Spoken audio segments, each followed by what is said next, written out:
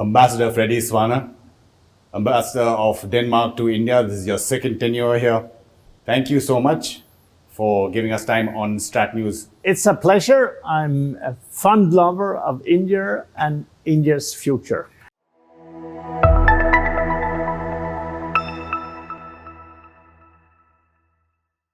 I've seen some of your videos already on the streets, Ambassador. Thank you for enjoying our country, our culture. September 28, when the two prime ministers had their virtual summit, and then the global strategic partnership was elevated. India and Denmark was elevated to a global strategic, green strategic partnership. Let me correct myself there.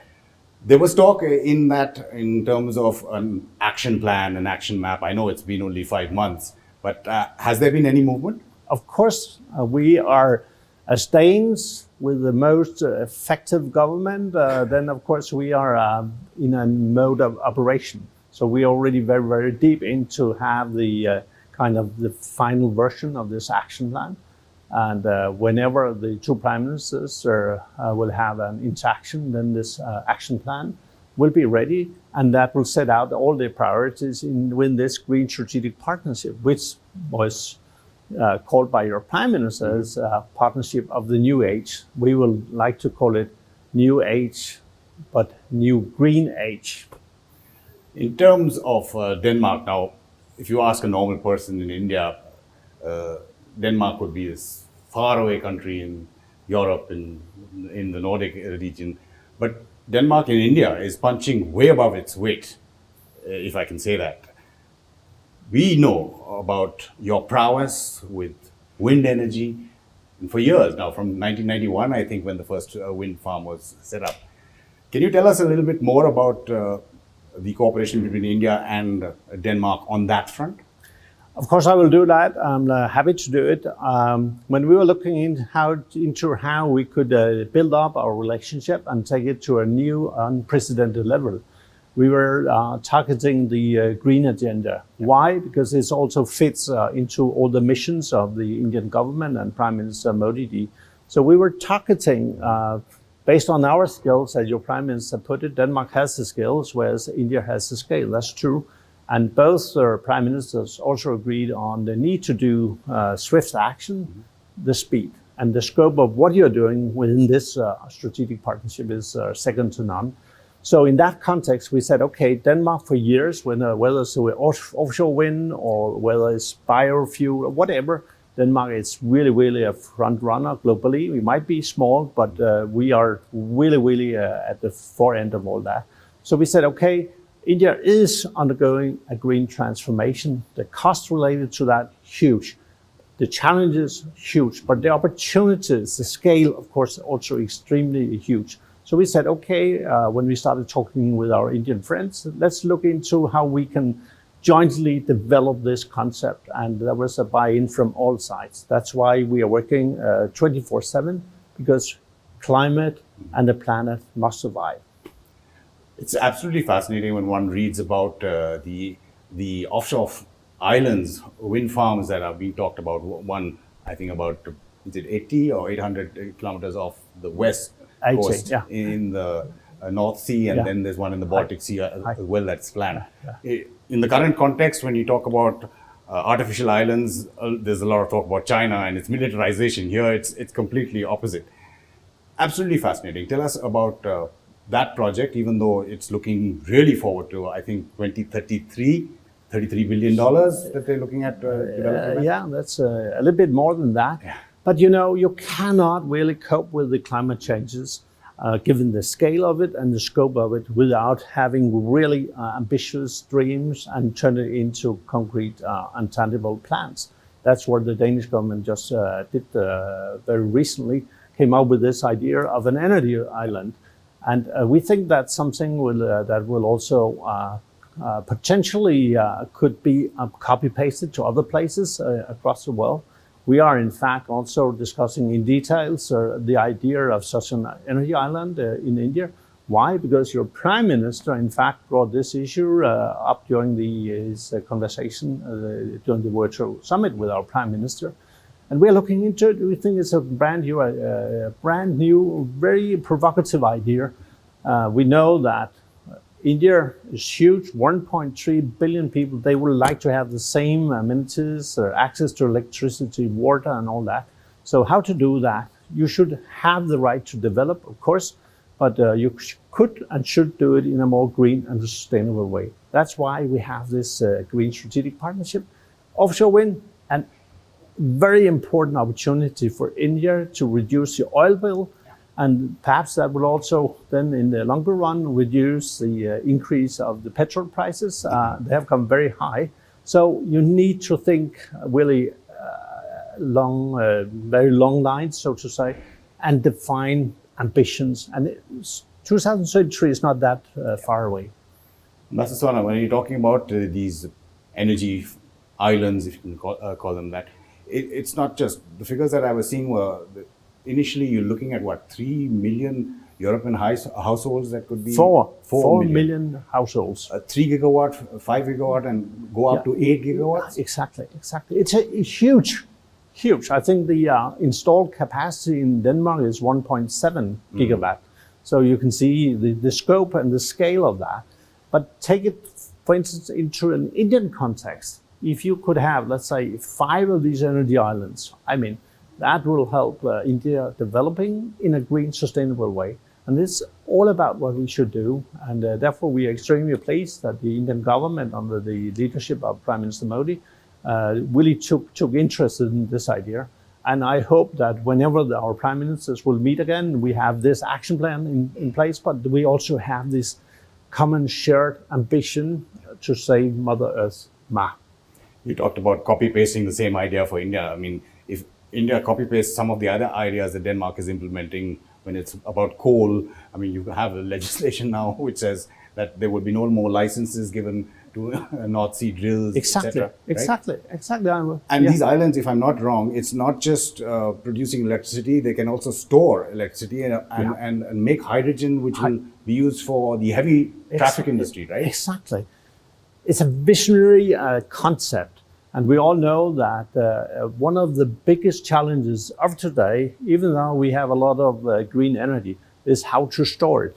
The sun will shine from early morning to late night, many places, but not everywhere. And then wind will not blow 24/7. So sometimes you have a lot of sun and the consumption is low, and the same with wind. So you need to develop these modern technologies. So storage, hydrogen, power to X, some very, very promising technologies, but you need to invest in. It will cost fortunes, really double-digit billion US dollar investments to really to master this technology, take it from the lab, the ideas to market. And we think India is the great facilitator, multiplicator, if we want to change the direction that almost brought us to the total collapse of the planet. So all these new technologies, India is a key really to bring that alive. And you're also helping in, say, water. There's something else that we can learn from you. When you talk about wastage of water that is, say, piped or so, what, you're 5 to 7%? Exactly. It's 50 plus here? On average in India, I was at the Jal Shakti Ministry yesterday to discuss closer collaboration also within the framework of our Green Strategic Partnership. And it goes without saying that water is the only substance that you can't replace. You can't find any other substance that can replace water. So we have the water that is at hand here on this planet. You might have too much somewhere, you might have too little, and the quality, of course, is also impacted. And how we, the human beings, are treating our water resources will also have an impact. In Denmark, all the tap water that we are using, it will come from the ground. So it's groundwater. And it goes without saying that whether it's a private household or industries, they will have to protect our groundwater resources. That will come through incentives, it will also come through taxes, it will also come through innovative technologies. In Denmark, as you rightly said, the non-revenue water, unaccounted water being pumped into the distribution system is very, very low. And in India, so many people do not have proper access to water, not even high quality water. So the Jal Jeevan mission, which is really, I think it's the world's largest project based on transparency and accountability, the last drop will be counted as well as the last ruby will be counted. The end users will have access. They will know how much water have come to there. So bureaucrats who might not necessarily think this is a good system, they are under heavy pressure. But this is the world's largest project. We're happy to partner with India on that. So there are many, many areas. The same goes with the water consumption. If you pump water, you put up tap water to 600,000 or 6 lakhs villages across India, then of course you cannot just open the tap and the water will pour down. You need also to raise your awareness how to do it. In Denmark, we have been able to almost halve the consumption per individual per capita since 1980. So this kind of awareness, it also has to do with one's own responsibility and the awareness we have to work on. In the words, I think, of one of your own counselors in your embassy, water is the next wind for Denmark. But, excuse me, talking about water, the India Maritime Summit, Denmark is a partner to that. Of course, yeah. How does that work in terms of collaboration for the industry, for the maritime? We are proud. Denmark is a global shipping power. Yes. We are a huge nation. We are also in the forefront of developing what we call green shipping, green logistics. And don't forget that every time we get mangoes from India, there's a footprint based on that. Whenever we send the delicious Danish butter cookies to India, there's a footprint on that as well. So we need also to develop more green technologies. And we are extremely happy to be a partner country to this Maritime Summit next week, because logistics will be the key for a better, but more importantly, a greener world. So that's how we see it, and we are proud to team up also with India in that particular field. We are with India where it makes sense, and wherever India is, Denmark stands by India. So much of trade is done through the seas. When you talk about trade, investment, what is Denmark's experience in India? I mean, we are still reforming. There is the ease of business we are supposedly going up in, but there is still a lot of bureaucracy, still a lot of red tape. Too much red tape, too many bureaucratic obstacles. We are constantly talking to the Indian authorities how to get that away, how to solve these issues. So I just signed a letter this morning about the same. And, you know, our companies are very keen to invest in India. But in order to build up that kind of investment, then they need, of course, to grow the market. Sure. And I think that we need to have the long-term perspective. Nobody will come just to India for because the nice climate or so. Yes. If there are business, except you maybe. So perhaps. But anyhow, what is important here is that companies are ready to invest, create jobs in India, bring technologies, innovation to India. But in order to do that, they also need to scale up their market. So there's no idea putting up a huge factory, $1 billion if there are no takers for the product. And we see too many of these hindrances, obstacles, and we tell the Indians, please look into it. If you want really to locate a manufacturing businesses in India, you also need to get away with that.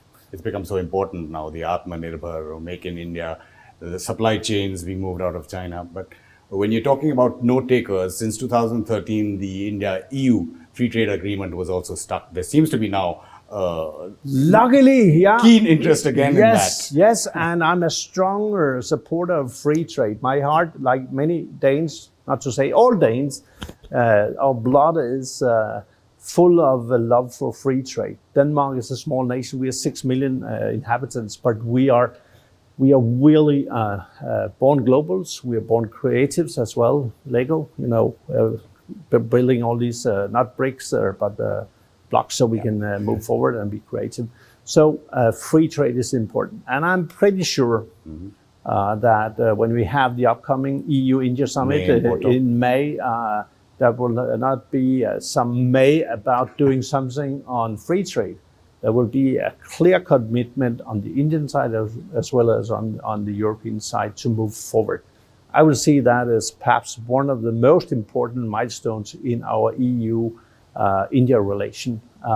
It's a compromise. You have to move forward, and I'm pretty sure we'll see something which is very important and will restart the process. There have been various hiccups or areas which both sides had problems with when it comes to free trade or preferential trade, harvest deal, whatever you want to call it, that will actually come out. One of the reasons, since we were talking green here, was both with the EU and say with the UK, phytosanitary or green compulsions that were put into those agreements, India wasn't very happy with. How do you mesh both, that is being green and yet having a trade? It's very simple. Future has to be green, and whatever you do will have to be green. Sure. So when you have the kind of... It was seen as a barrier, as in Europe or the developed countries putting that barrier. Yeah, but you know, it's give and take on both sides.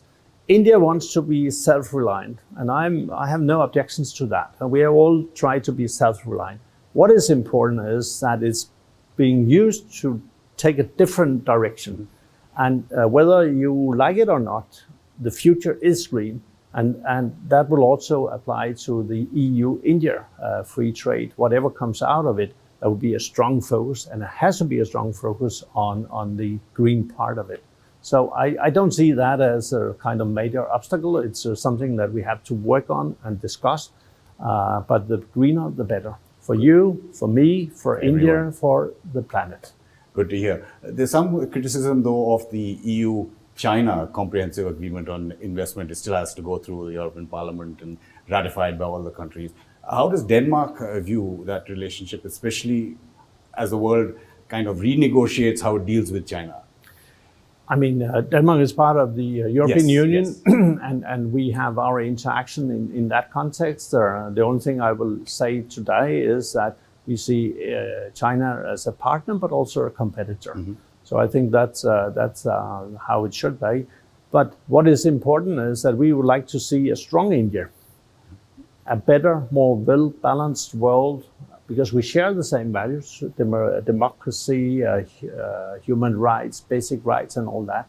So I think there's a natural kind of relationship between EU, India, Denmark, and India. And I think we should build on that. Your Prime Minister invited our Prime Minister for the next Nordic Summit whenever it's held, and hopefully it won't be virtual. There will be actual physical presence there. But there have been worries again in Denmark about how China is dealing with, say, the Arctic, right? I mean there's some drones that are being used or will be used. China claims it's a near Arctic power. Both India and China are part of the council as well. How do you see China playing out in your region, especially since it's so resource rich? Yeah, but I said again, Denmark, EU sees India as a competitor, but also a partner. I'm much more interested literally in securing that India takes up a role in Arctic. And India, as you rightly said, is an observer to the Arctic Council. And I'm happy that the National Security Secretariat has just launched an Arctic strategy. We think that is really highlighting a realization on the Indian side that India has to play a bigger role given whatever happens in Arctic. Arctic is part of the geopolitical scene, and we would like to see India play a more important role. And of course, there are other countries who are interested in that, whether they are full members or just observers. But we would like to see India being a strong partner, also for the Arctic. Well, one area I think where Denmark will not have an issue competing with India is badminton. That's true. There are 3 Danes currently, I think, in the men's top 10. We have one. Yeah. We have our women also are moving up. Yeah. The All England is coming up next thing. And if I go back in time, I think you helped out Saina Nehwal get a visa to go to Denmark for one of the tournaments. That's right. Even now, she was criticizing us directly on her Twitter handle, which I thought was a little bit too much. Okay. But we would like to help people, and we love Indian badminton players. Padukone, Prakash Padukone played in Denmark. He has a lot of fans in Denmark, and of course, adding to to that. His daughter was Yes. born in Denmark. So Oh, I didn't know that. no, but I know. Okay. So now I tell you. No, we like Indian sports people. They're fantastic, and if we can combine Indian love for badminton and Danish love for badminton, that would be fantastic. And we like to see many more matches. Of course, I hope personally that the Danes will have the upper hand.